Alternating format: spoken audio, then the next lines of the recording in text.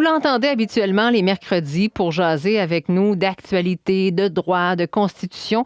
Cette fois, on le reçoit comme auteur. Frédéric Bérard, qui, après 7 ans de travail, nous offre les fruits de ses recherches sur la vie d'Omar Khadr.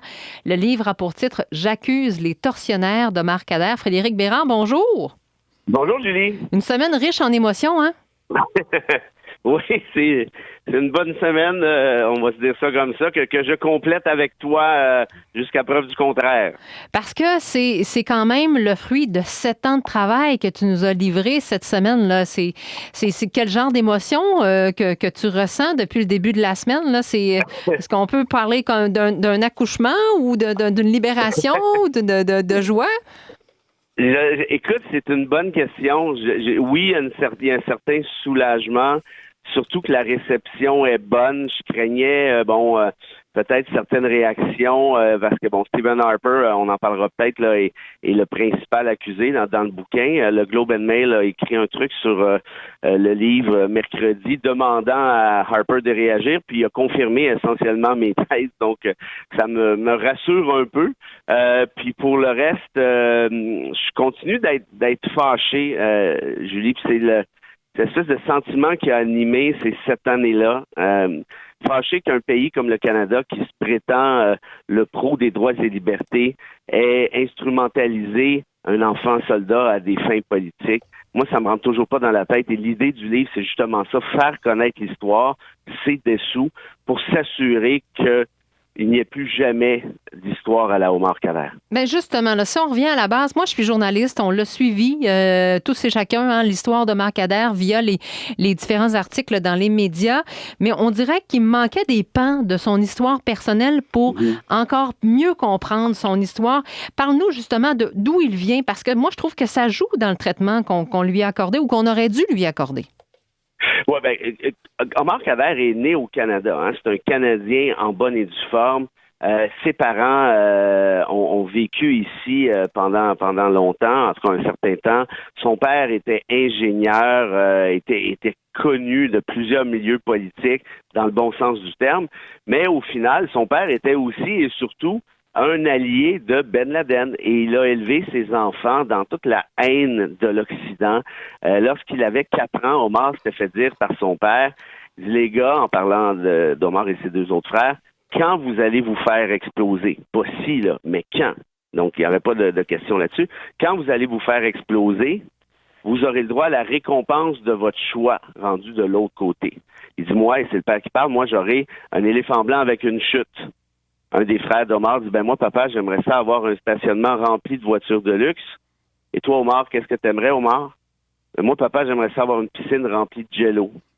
Parce que c'était son dessert favori.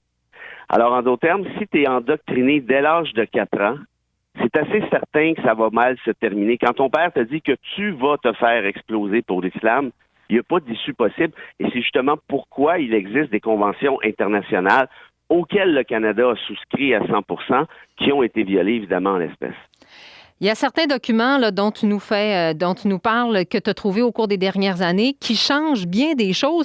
Notamment, là, à un moment donné, tu nous dis carrément, il y a un document qui prouve qu'il n'est pas coupable. Il y a aussi un autre, tu nous parles des gens qui ont témoigné au procès. Il y a des tortionnaires qui s'excusent de ce qu'ils lui ont fait subir. Je trouve que c'est des éclairages qu'on n'avait pas vus, ça, avant. Non, effectivement. Écoute, cette métaphore, j'ai employé la métaphore du casse-tête. Pour moi, écrire l'affaire de Khadr, c'est un casse-tête d'1 million de morceaux. Il s'agissait de trouver une source crédible à chacun des morceaux, puis après ça, c'était de les assembler. Et c'est pour ça que ça a été aussi long et aussi complexe.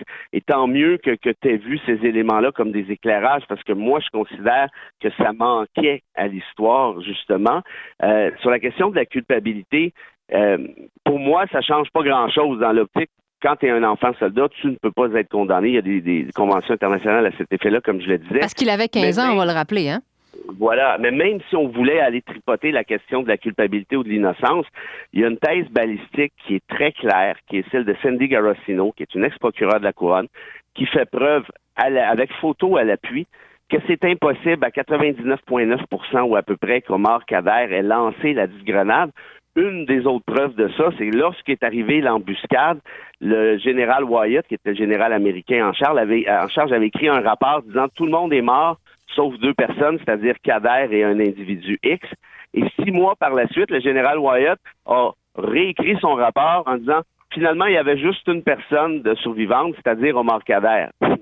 Donc, on appelle ça de la falsification. Et pourquoi? Mais parce que si, évidemment, il restait seulement Kader sur les lieux d'incident à être vivant, très clairement, c'était lui qui avait lancé la grenade, souhaitait-on. Donc, pourquoi?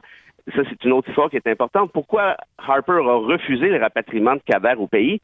C'est qu'il savait très bien que s'il était jugé ici devant un tribunal sérieux, jamais ces accusations-là auraient pu aboutir en une condamnation parce que c'était absolument cousu de fil blanc. Donc, en d'autres termes, oui, tu l'as dit, entre autres, c'est moi qui le dis, Omar Kader était innocent après tout. Selon tes conclusions, justement, tu viens d'en parler de Stephen Harper, là, s'il avait agi autrement, le premier ministre à l'époque, là, l'histoire aurait été tout autre. Là. Absolument. Puis ça, c'est la trouvaille que j'ai pu faire à la toute dernière seconde quand je suis allé à Guantanamo en juin dernier. Là, j'avais accordé une petite entrevue avec Frédéric à l'époque. Et c'est là que pour moi, tout s'est mis en place. J'ai eu l'espèce de moment eureka, là, si je peux dire ça comme ça. Jamais les Américains ont envoyé Omar Kader à Guantanamo pour l'accuser. Ça les intéressait pas du tout. Guantanamo, c'est pas un camp pour condamner les gens. C'est un camp pour les torturer, les faire parler au mieux, puis après ça, on les renvoie dans leur pays d'origine. Or, quand Kader est débarqué là, on s'est dit, hey, là, c'est le jackpot. Il y a 15 ans, donc il est tout jeune, il n'y a pas d'avocat, sa famille n'est pas là. On va le brasser, il va nous raconter tout ce qu'on veut savoir sur Ben Laden et compagnie. Et après, le Canada va lever la main en disant, ramenez-moi mon enfant soldat. Or, le Canada n'a jamais voulu de cet enfant-là, ce qui a fait en sorte qu'après quelques années, les Américains ont été dans l'obligation de l'accuser pour essayer d'assurer un certain vernis de justice. Et à la toute fin, et ça on le voit dans le bouquin aussi, l'administration de Barack Obama, sinon Obama lui-même, est intervenue auprès des autorités de Guantanamo pour que Omar Kader retourne au Canada, malgré la volonté de Stephen Harper. Et à certaines reprises dans ton livre, là, il y a des images qui nous font frémir, des tortures qu'il subit alors qu'il est enfant et même des tortures qui sont intolérables pour un adulte. Là. Ça a été parmi tous les chapitres, je dirais peut-être le plus difficile à écrire parce que ma documentation est en anglais, donc il fallait que je me la traduise et pour la traduire, je devais avoir les images en tête. J'en ai fait de l'insomnie et des cauchemars pendant plusieurs mois, je te dirais. Je décrirai pas les scènes ici parce qu'elles sont tout simplement trop dégradantes, trop humiliantes et trop dangereuses aussi parce que tu l'as peut-être vu, hein, il y a des rapports médicaux qui expliquent que ce qu'on a fait subir à Kader, au final, il aurait pu en mourir, tout simplement. Notamment, puis je donne juste un exemple, attacher les poignets avec les chevilles, mais une fois qu'on est sur le ventre, donc en d'autres termes, par derrière, si je peux dire ça comme ça, et on s'en servait comme homme vadrouille. On le laissait plusieurs heures poireauter dans une cellule jusqu'à temps qu'il urine, et puis par la suite, on passait la vadrouille, c'est-à-dire lui-même, dans son urine. Et ça, c'est un des traitements parmi combien d'autres. Et malheureusement, c'est pas le pire non plus. En terminant, Frédéric, j'aimerais savoir, est-ce que ce que tu as appris, ce qu'on peut lire, ça te montre que la justice est variable? Je suis vraiment content de ta question, elle est ultra pertinente parce que c'est en plein ça. Et c'est pour ça que j'ai écrit le livre. C'est un peu ça que j'essayais de dire en introduction. Les droits ne devraient pas être asymétriques, ça ne devrait pas être à géométrie variable. La présomption d'innocence, elle s'applique quand on n'aime pas la personne. Elle est inutile, la présomption d'innocence, quand la personne est populaire. Elle est utile quand la personne est impopulaire.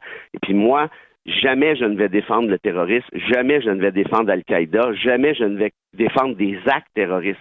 Par contre, s'il y a une infraction, appel au code criminel, au droit international ou autre, tant mieux, ou tant pis, mais qu'on procède avec des accusations sérieuses devant un tribunal qui est juste, indépendant et impartial. Et si la personne est condamnée, eh bien, basta, elle est condamnée. Puis si elle est acquittée, eh bien, basta, elle est acquittée, c'est tout. Ici, on n'a jamais eu de procès dans le cas d'Omar Kader. On a eu un premier ministre, Stephen Harper, qui a décidé de la culpabilité de l'enfant soldat pour faire des gains sur le plan politique, sur le plan électoral. Et ça, franchement, il faut retenir cette leçon-là pour éviter que ça se reproduise un jour. Nous, on la retient. Est-ce que les politiciens vont la retenir?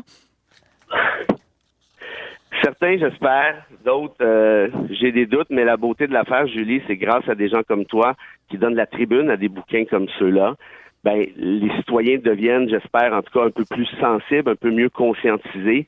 Et quand les citoyens refusent ces traitements-là, ben évidemment, un politicien est beaucoup moins intéressé à aller jouer dans ces plates-bandes-là, sachant qu'il y aura un prix électoral à payer, non pas une récompense à aller récolter. Bien, bravo, Frédéric. Puis moi, je dirais peut-être à nos auditeurs en terminant, c'est pas un livre pour vous changer les idées, là, c'est pas Anne la maison pignon vert, mais c'est des choses qu'on doit savoir, selon moi, lorsqu'on est soucieux de notre démocratie. Merci beaucoup, Frédéric Bérard.